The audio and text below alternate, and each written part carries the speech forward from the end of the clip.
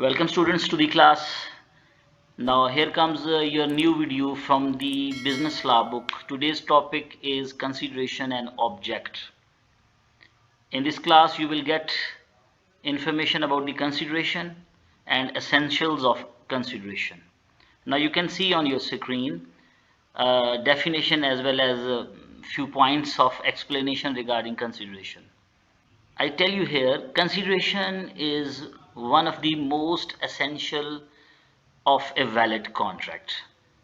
You can say no consideration, no agreement, and no agreement means no contract. Students, an agreement without consideration is void. Void ab initio means from very beginning. In simple words, consideration is what a promiser demands and receives for his promise. You can say it is a price of promise, for which promise of other is bought. When both parties get something and give something, that getting something and giving something is called consideration. A very simple definition from the Polak. The consideration is the price of promise. Students, the consideration is the price of promise of other is bought and promise thus given for value. So promise bought and given for value is consideration and which is enforceable in eyes of law. A valuable consideration, students, you can say, may consist of some right, interest, profit or benefit to the one party and forbearance, detriment, loss or responsibility given, suffered or undertaken by the other party. In short, students, you can say consideration means something which is of some value in the eyes of law. It may be some benefit to the one party or loss to the other party. Now you can see on your screen the section 2 subsection D of the Contract Act 1872. What that section says: when at the desire of promiser, the promisee or any other person has done or abstained from doing, or does or abstains from doing, or promises to do or abstain from doing something, such act or abstinence or promise is called consideration. Now to support that definition, here comes example that will help you to understand the concept of consideration. A agrees to sell his house for rupees 10 lakh to B. So this is the offer of A to B. For A's promise, the consideration is rupees 10 lakh, and for B's promise, consideration is house. So when both parties having something given and something received, that something given and something received is called consideration. Now in this particular example, rupees 10 lakh is consideration to A and house is consideration to B. Essentials of valid consideration. The very first essential on your screen now, it must move at the desire of promiser. The act or abstinence which is creating consideration must be done at the desire of promiser. So any act done performed at the desire of third party, let me repeat once again, any act done performed at the desire of third party cannot be a valid consideration. Similarly, act done voluntarily will not create consideration. In brief, students, you can say consideration act must move at the desire of promiser. Student, here comes the example. A saves B's house from fire without asking by B. You can say without the request of B. A cannot demand payment for his services because A performed this act voluntarily and not at the desire of B. Now, second essential is it may move from promisee or other person. Consideration, students, may move from promisee or any other person. It means a person can sue on a contract even if the consideration for promise moved from a third party. Now for that statement, look at the example. A gifted property to her daughter R on condition that she would pay a certain amount annually to A's brother C. R promised her uncle.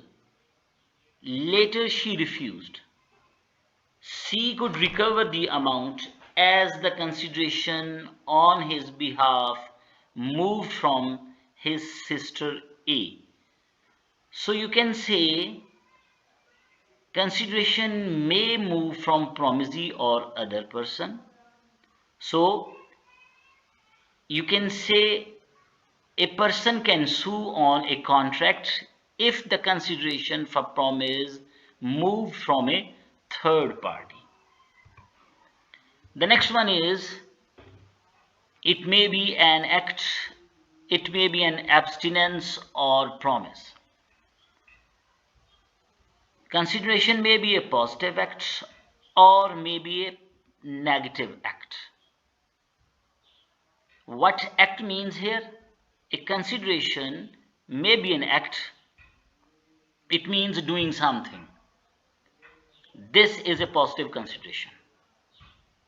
Example, P agrees to construct A's house for 10 lakh. A's promise to pay 10 lakh is the consideration for P's promise of constructing the house. So this is an example of a positive act. Next, abstinence means refraining someone from doing something. This is stated in negative consideration. Example, A promises B not to sue him if he pays him extra 5,000 rupees. This is the abstinence of A, and this abstinence of A is the consideration for B's payment. Next comes the promise. The consideration may be a promise from the both sides. Example, A agrees to sell his horse to B for 30,000. B promises to pay 30,000 is the consideration for A's promise. A's promise to sell the horse is the consideration for B's promise. So both parties are making promises to each other. So their promises to each other is consideration for each other. Next, the fourth one, it may be past, it may be present, or it may be future.